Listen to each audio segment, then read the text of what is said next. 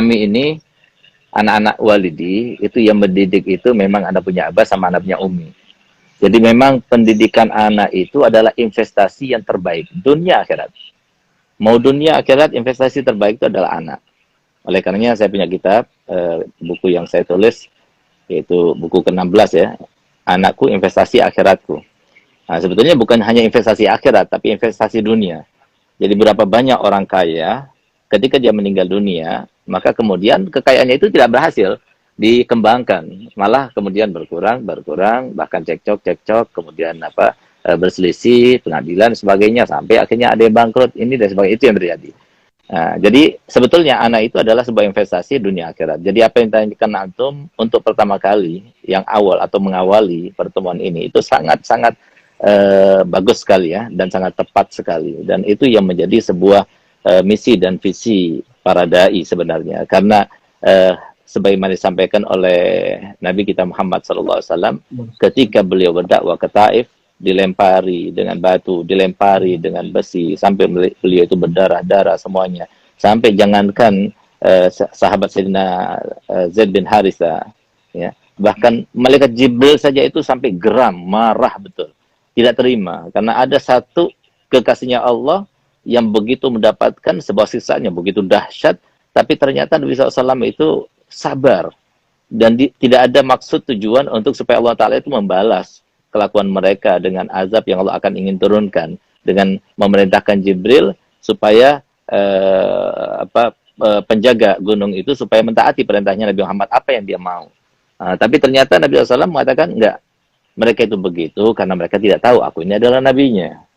Bahkan ketika dipaksa terus oleh malaikat Jibril untuk berdoa yang tidak baik, untuk merintahkan kepada kedua penjaga gunung itu supaya mengangkat gunung tersebut kemudian membalikkannya kepada mereka. Atau ada pilihan kedua, aku angkat tempat mereka berpijak, lalu aku bawa sampai ke tengah langit, lalu aku kembalikan dalam keadaan terbalik. Tapi Nabi SAW mengatakan tidak. Lam ub'as sababan wala azaban, innama ub'asu rahmatan lil alamin. Allahumma fil qaumi fa innahum la ya'lamun. Enggak cukup sampai situ. Rasulullah tetap mereka Jibril itu tetap memaksa Nabi SAW untuk berdoa dari saking geramnya, nggak pernah terjadi pada nabi-nabi sebelumnya. Sabarnya luar biasa, halamnya luar biasa. Nah, di saat itulah kemudian Nabi SAW setelah dipaksa untuk sekian kalinya, maka kemudian Nabi SAW membaca doa. Malam takun alayya ghadabun fala ubali. Yang penting ya Rabb, engkau tidak marah. Aku begini, berdarah-darah semuanya. Apapun yang aku alami, apapun yang terjadi pada aku tidak peduli. Yang penting kau ridho padaku. Malam yakun bika aliyya ghadabun fala ubali. Nah, itulah sifat Nabi yang luar biasa. Dan itulah yang tertanam dalam diri anak cucu Nabi Muhammad SAW. Oleh karenanya Nabi SAW bersabda, hum itrati, khuliku min tinati. Mereka itu adalah keluargaku. Mereka tercipta daripada tanah di mana aku diciptakan. Sehingga kita lihat, jadi tolong dimaafkan kalau habaib itu ada yang berani, ada yang begini, begitu dan sebagainya. Susah untuk kita menyogok mereka, susah untuk kita itu membawa mereka ke arah-arah yang tidak benar. Karena apa? Itu sudah mereka itu terproteksi. Habib Ahmad Habsyi, walaupun dia itu sebagai seorang dai sekaligus artis ya kalau menurut Ana gitu ya, karena dekat kepada para artis, bisa masuk televisi dan sebagainya, dan itu membanggakan datuknya Nabi Muhammad SAW. Tapi beliau nggak bisa dipaksa. Walaupun seperti beliau, setara beliau, nggak bakal bisa dipaksa untuk mengatakan sesuatu yang batil itu hak, atau sesuatu yang hak itu batil. Nggak. Kenapa? Karena mereka para zuriat Nabi itu sudah mendapatkan doa langsung daripada Nabi. Di sini kita katakan, kalau seumpama Nabi SAW berdoa, apakah kira-kira Allah Ta'ala mengijabahkan doanya? Nah, itulah yang harus kita pikirkan. Di antara doanya Nabi, فَإِنَّهُمْ لَا يُخْرِجُكُمْ عَنْ بَابِ وَإِنَّكُمْ لَا يُخْرِجُكُمْ عَنْ بَابِ هُدَى وَلَمْ يُدْخِلُكُمْ فِي بَابِ ضَلَالَةٍ. Mereka tidak akan mengeluarkan kalian ke dalam dari lingkaran sebuah kebenaran dan tidak akan masukkan kalian dalam pintu kesesatan. Jadi cari habaib 3 saja yang sama-sama seperti Al-Fakir, Habib Ahmad Habsyi, lalu misalnya Habib Taufik atau Habib Jindan atau yang lainnya. 3 orang sama-sama mengatakan yang haram itu halal, disogat dengan berapapun tidak akan bisa. Bukan karena kita, bukan karena kewaraan kita, tidak. Tapi itu karena doanya Nabi Muhammad SAW. Jadi mereka itu terproteksi dengan doanya Nabi Muhammad SAW. Nah, jadi di sini Nabi SAW itu yang perlu kita ambil hikmahnya ini.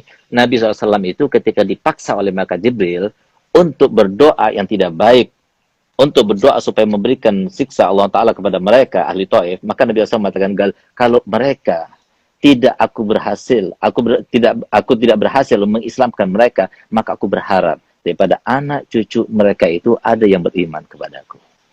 Itu yang tidak dimiliki oleh seorang nabi pun, kecuali Nabi kita Muhammad SAW. Nah, oleh karenanya di sini, kenapa Nabi SAW itu mengenang atau yang ada dalam pikirannya itu adalah anak cucu? Nah, karena apa? Itu investasi masa depan. Anak kita itu masa depan. Nah, oleh karena itu, percaya tidak, Habib Ahmad, anak ini di pondok, kalau katanya orang Jawa itu kan lora. Kalau katanya orang Jawa itu gus. Kalau katanya orang Madura itu lora, ya, atau bidara, ya. Artinya Pak, dikhususkan biasanya istimewa.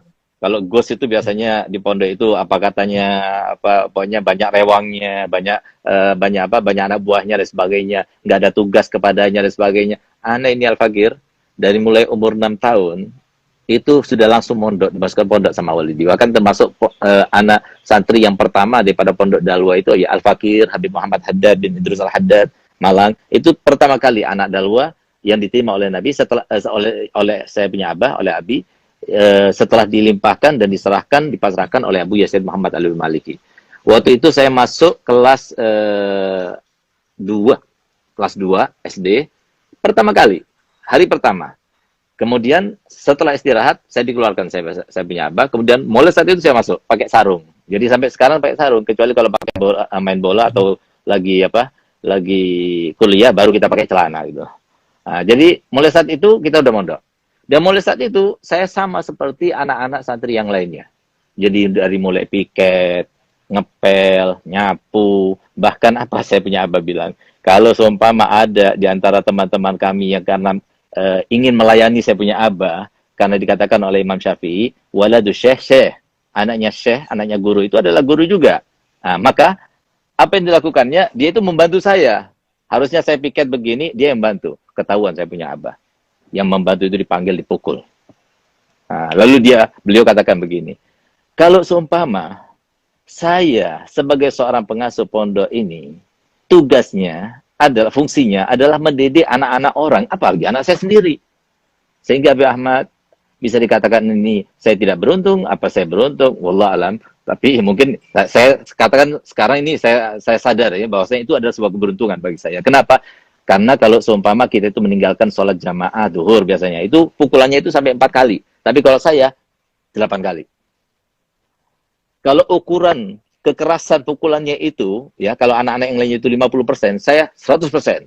Sehingga saya masih ingat, setiap saya dipukul, saya punya abah, itu pasti nangis. Tapi hebatnya, setiap hari saya tetap dipukul. Jadi nggak jera-jera juga gitu. Jadi mungkin bekat anaknya, saya punya abah yang paling banyak dipukul itu ya saya sendiri. Paling banyak kena pukul, saya sama Habib Husin. Kalau Habib Zain sama Habib Ali itu orang soleh itu. Tapi kalau saya emang nakal dulunya gitu loh. Jadi mungkin karena pukul terus jadi barokahnya jadi seperti ini. Nah, jadi mungkin seperti itu. Bahkan saya punya keberkahan tersendiri ya yang saya dapatkan daripada maha guru kami, yaitu Profesor Dr. Syed Muhammad Alwi Maliki rahimahullah rahmatullah, di mana waktu saya punya abah pada akhir umurnya, beliau itu menulis surat kepada Abu Yazid Muhammad Alwi Maliki bahwasanya beliau sudah kena jantung koroner dan sangat membutuhkan kepada Habib Zain, saya punya kakak, untuk menggantikan posisinya. Maka subhanallah, dan beliau tidak berani ya, untuk berbicara langsung tidak berani. Beliau tulis di surat, dibaca. Dan di surat itu subhanallah, saya punya abah dari akhlaknya kepada gurunya, dia katakan, saya ini memerlukan kepada Zain untuk perkembangan pondok seperti seperti Nabi Musa memerlukan Harun. Jadi kata-kata yang indah. Maka di saat itulah kemudian Syed Muhammad Maliki rahimahullah rahmatullah bro, dia mengatakan kepada Habib Hasan, ya sudah, saya izinkan untuk pulang. Tapi dengan syarat, Segap harus pulang dulu. Tunjukkan Segap, bawa paspornya, bahwasanya dia itu harus keluar nihai, baru saya akan pulangkan Zain. Nah, jadi Anda nggak tahu itu apa rahasianya kok Anda suruh pulang dulu. Padahal belum waktunya pulang. Jadi Habib Zain sudah 7 tahun, Al-Fakir pada waktu itu masih 4 tahun. Jadi harusnya belum waktunya pulang. Tapi jadi syarat izin diperbolehkan Habib Zain pulang itu asalkan saya pulang duluan. Subhanallah, ketika itu kemudian Abu Malik itu mengangkat tangannya begini. Saya pikir dia mau memeluk saya gitu loh. Maka saya buka juga tangannya untuk memeluk beliau. Tapi subhanallah ketika kami mendekat, ternyata saya digigit di bibir sini. Dan subhanallah, gigitannya itu, saya rasa gigi itu ketemu gigi. Jadi sampai bolong, darah itu banyak gitu. Dan Abu Malik itu kalau senang kepada seseorang itu gemesan dia. Gigit hidungnya, gigit telinganya, itu biasanya begitu. Itu darah banyak. Wah, begitu melihat darah itu, Abu Ya ketawa gitu sambil dipeluk, dicium dan sebagainya. Saya lihat ini lubang ini. Jadi sampai ke bawah gitu, darahnya banyak. Nah, saya pikir saya bawa ke rumah sakit dan sebagainya. Katanya saya punya abah, biarkan. Itu Abu Malik itu melakukan itu karena apa? Ingin memberikan berkah sama kamu. Nanti kamu akan menjadi seorang yang ahli pidato nanti gitu. Subhanallah. Jadi akhirnya betul-betul apa yang dikatakan saya punya abah, saya punya saudara ini, masya Allah tawaduk semuanya. Akhirnya saya yang mendapatkan mandat dan perintah daripada Habib Zain untuk keluar untuk berdakwah. Jadi yang bagian dakwah, bagian menteri luar negeri ya saya ini. Nah, itu semuanya berkat apa? Berkat sakit dulu, digigit dulu gitu. Jadi memang pukulan, didikan dan sebagainya sesuai dengan perintah Nabi SAW. Rahimallahu aban, semoga Allah merahmati seorang ayah yang tidak pernah melepaskan tongkatnya dari bahunya. Jadi artinya apa? Jadi mendidik anak itu antara keras dengan lembut. Jadi saya alhamdulillah bisa mendapatkan pendidikan langsung daripada saya punya abah. Dan di antara pendidikannya yang saya selalu ingat sampai sekarang bermanfaat sekali bagi saya, Habib Ahmad, beliau selalu berpesan pada saya begini. Segaf, kamu dari mulai sekarang sampai kamu meninggal dunia, kamu harus berada di titik nol. Jangan pernah beranjak dari titik nol sampai kamu meninggal dunia. Saya heran. Ya itu kan mudah, titik nol. Titik nol kan titik paling rendah gitu. Tapi ternyata setelah saya jalani kehidupan ini, ternyata berat juga. Karena apa? Dengan kita itu diberikan anugerah Allah Ta'ala berupa harta, berupa jabatan, berupa pengaruh, berupa ini, itu, dan sebagainya. Maka kita itu mau tetap merasa nol itu sulit sekali gitu. Tapi Alhamdulillah kita berusaha dan tetap berusaha. Saya mohon doanya supaya bisa melaksanakan dan menerapkan wasiatnya saya punya abah. Itu yang pertama. Yang kedua, saya punya abah berkata begini. Segaf, kamu harus merasa bahwasanya diri kamu itu paling rendahnya orang. Kalau kamu sudah berhasil seperti itu, kamu hidup di antara masyarakat, di antara manusia dalam keadaan enak. Nggak ada tuntutan. Orang itu banyak susah, banyak pikiran, sedih, gelisah, dan sebagainya. Itu karena banyak tuntutannya kepada orang. Padahal orang itu nggak bisa berbuat apa-apa. Yang bisa berbuat itu hanya Allah SWT. Nah, oleh karena itu, kalau kamu sudah berhasil, nanti kamu kalau ketemu sama orang lain, lalu orang lain itu kemudian di dalam keadaan itu kamu itu dihormati, dimuliakan, kamu akan katakan, Masya Allah, orang seperti saya dihormati, dimuliakan. Seperti tadi Habib Ahmad memuji saya. Demi Allah, saya merasa tidak pantas dengan pujian itu. Sehingga saya katakan, Masya Allah, Habib Ahmad, sosok yang luar biasa. Dia itu husnudzon, akhlaknya baik, dan sebagainya. Tapi kalau seumpama saya tadi dikata-katai Habib Ahmad, Segaf itu begini, begitu, dan sebagainya. Saya senang gembira. Kenapa? Itu berarti karena dosanya saya yang banyak gitu. Itu diantara wasiat yang dibawakan saya punya abah gitu. Jadi saya punya abah itu berkata begini, Segaf, pantas nggak kamu itu merasa seperti itu? Iya, gimana Bi? Coba lihat, pikirkan baik-baik, evaluasi diri kamu. Kamu sekarang dimuliakan, kenapa kamu dimuliakan? Karena kamu punya ilmu. Ilmu itu datang dari mana? Bagaimana kau bisa belajar? Kenapa orang lain itu tidak mau belajar? Kenapa kamu yang mau belajar? Lalu kenapa kau mudah itu menghafal? Lalu kenapa kau itu mudah untuk mendapatkan guru yang baik-baik? Lalu kenapa kamu itu bisa menghafal? Lalu kenapa kamu itu bisa mengerti? Lalu kenapa kamu... Semua itu dari mana? Allah. Lalu usaha kamu apa? Upaya kamu apa?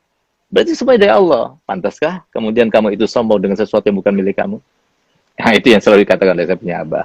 Nah, sehingga sebetulnya dakwah ini kalau menurut saya berat sekali.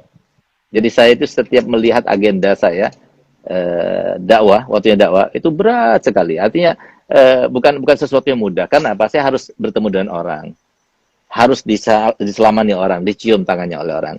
Jadi seperti dikatakan oleh Habib Bakar Adani, setiap ada orang yang mencium tangan saya, berarti orang itu seakan-akan menampar saya. Kalau ada orang yang mencium kaki saya atau lutut saya, berarti dia itu seakan-akan mencungkil mata saya. Jadi Yang berat itu dalam dakwanya bukan bicara. Kalau bicara saya sejam, 2 jam, 3 jam, sampai 4 jam saya mampu. Tapi yang berat itu sebelumnya dan setelahnya. Untuk tetap berada di titik nol. Semuanya karena Allah. Semuanya untuk menyenangkan jandan Nabi SAW. Dan setiap habaib pasti mempunyai sifat dalam hatinya untuk membanggakan datuknya. Itu ada sifat yang bukan milik perorangan, tapi dari Rasulullah SAW. Bahkan para habaib sekarang ada di Indonesia maupun di tempat lainnya. Itu sebagai rahmatnya Nabi untuk umat ini. Ya ada orang yang lebih rahmat, melebihi daripada para keluarga Nabi. Itu karena rahmatnya Nabi Muhammad SAW untuk umat ini, untuk masyarakat ini. Oleh karena itu, berat. Kita dipanggil Habib berat sekali. Nggak mudah. Gelar Habib itu nggak mudah. Artinya kita harus menampakkan akhlak yang baik. Belum tentu pantas kita dikatakan Habib. Habib itu adalah orang yang dikasihi, orang yang disayangi. Jadi kayaknya kita jauh daripada itu. Tapi kita akan berusaha untuk membuat Nabi SAW tersenyum, untuk membuat Nabi SAW bahagia. Oleh karenanya, saya didik oleh saya punya abah, saya nggak pernah takut pada tantangan. Apapun ketika tantangan itu datang, apalagi untuk keperluan orang, untuk manfaat kepada orang, saya akan iakan. Saya tidak pernah menolak. Walaupun saya, misalnya, pada awalnya saya tidak mampu. Gitu. Ya, seperti sekarang ini, saya diajak berbicara dengan Habib Ahmad. Saya merasa tersanjung, luar biasa. Kayaknya belum pantas saya itu bisa bersanding dengan Habib Ahmad. Tapi apalagi, apa daya, ini adalah sesuatu kewajiban yang bisa menyenangkan Nabi Muhammad SAW. Adalah sebuah ranah dakwah. Dan saya terima kasih diberikan kesempatan semacam ini. Semoga dengan cara semacam ini Nabi SAW itu bangga dengan saya, ridho dengan saya, dan semoga kaum muslim itu bermanfaat. Karena biar kita tahu saja bahwasanya kenapa Nabi Muhammad SAW itu selalu berpesan di dalam hadisnya, innama ana basyarun mislukum, aku ini manusia biasa sama seperti kalian. Selalu beliau katakan dalam hadisnya, bahkan dalam Al-Quran ditunjang juga, Nabi SAW itu manusia biasa. Kenapa dikatakan demikian? Bahwasanya kita ini punya sama seperti manusia, bisa bahagia, bisa kecewa, punya angan-angan, punya cita-cita. Nabi Muhammad juga punya cita-cita. Tapi ketahuilah, kalau kita ingin tahu apa cita-cita Nabi Muhammad, angan-angannya Nabi Muhammad, harapannya Nabi Muhammad, yang kalau kita melaksanakannya, kita membantu Nabi Muhammad merealisasikannya, maka pasti kita akan mendapatkan tempat khusus dalam hati Nabi Muhammad. Apa itu? Tidak ada satu orang pun daripada umat Nabi Muhammad kecuali masuk surga bersama Nabi Muhammad. Itu harapannya Nabi Muhammad. Oleh karena itu kita melihat semua umat Nabi Muhammad, yang laki, yang perempuan, yang ahli maksiat, yang bukan ahli maksiat, semua itu disayang dan dicinta oleh Nabi Muhammad luar biasa. Bahkan kalau kita ingin tahu bagaimana cintanya Nabi Muhammad kepada mereka, Nabi Muhammad dan suatu hadis, beliau bersabda, wallahi inni la arhamukum asyaddu rahmatan min rahmati abaikum lakum wa min anfusikum li anfusikum. Demi Allah, kami mencintai kalian melebihi daripada cinta orang tua kalian terhadap diri kalian, bahkan melebihi daripada cinta kalian sendiri terhadap diri kalian. Apakah Nabi SAW adalah seorang yang suka mengaku saja tanpa ada bukti? Dibuktikan. Beliau bersumpah dengan mengatakan, demi Allah, lau yushaku ahadukum bisyaukatin fi rijlihi la ajidu ala ma fi qalbi.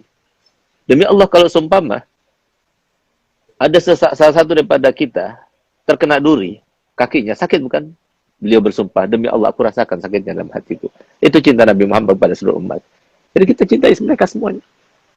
Gimana kita gak sedih? Sekarang kita lihat berapa banyak anak yang berani pada orang tuanya. Berapa banyak istri yang berani kepada suaminya. Berapa banyak para koruptor. Berapa banyak orang yang mengambil haknya orang lain. Berapa banyak orang yang bertransaksi dengan transaksi yang salah. Berapa banyak orang yang bermuamalah. Muamalah yang semuanya itu jauh daripada ajaran Nabi Muhammad SAW. Itu yang membuat Nabi Muhammad SAW jadi sedih. Karena apa? Harapannya Nabi Muhammad, semuanya umatnya ini semuanya dicintai masuk surga bersama Nabi Muhammad. Nah, itulah harapannya. Oleh karena itu para hadirin yang dimuliakan Allah Ta'ala, anak itu adalah investasi terbaik bagi kita. Harus kita perhatikan. Dan tidak akan selamat camkan baik-baik kata-kata anak. Anak alhamdulillah pengalaman belajar di pondok iya, belajar di Oman juga iya. S1 saya di Dalwa, S2 saya di Unsuri Surabaya, S3 saya di UIN Malang. Dan alhamdulillah Saya katakan di sini dan saya nyatakan bahwasanya nggak mungkin selamat anak kita daripada fitnah dunia yang sekarang ini luar biasa, kecuali kalau kita masukkan pondok pesantren. Itu yang pertama. Kalau semua kita itu keberatan untuk masukkan pondok pesantren, maka masukkan madrasah diniyah. Sekarang pondok pesantren dimanapun sekarang sudah ada ijazahnya. Dengan ijazah itu kita bisa melamar kerja apapun juga bisa. Nah, kemudian yang ketiga, kalau nggak bisa juga ikuti majelis-majelisnya ulama, ikuti ulama, ikuti majelis online ulama dan sebagainya. Hanya dengan itu kita selamat. Kenapa? Ilmunya Nabi kita Muhammad itu bukan karena yang membawanya, tidak. Ilmunya Nabi Muhammad itu fungsinya itu adalah membawa semua umat ke ranah kebahagiaan, keamanan, kesejahteraan, kesentosaan di dunia juga di akhirat nanti. Jadi mungkin itu Habib Ahmad yang perlu harus sampaikan gitu. Itu diantara pesan-pesan dan didikan saya punya abah kepada anak-anaknya. Masya Allah Habib, benar-benar, aduh, Masya Allah, nastafid minkum katsir, pelajaran yang sangat berharga, dan benar-benar ini satu cambukan buat anak fakir khususnya, dan mungkin semua yang sedang menyaksikan, yang selama ini kita terlena, kita sibuk dengan urusan kita, tapi kita tidak mempersiapkan investasi yang tadi sudah Habib sampaikan. Kita lupa bahwa anak itu bisa membuat kita mulia di dunia, bisa juga membuat kita hina di dunia. Dan terlebih lagi bisa membuat kita masuk surga atau kita dikeluarkan dari surga. Habib, jazakumullah, ini nasihat yang sangat-sangat berharga. Izinkan kita untuk nanti mengamalkan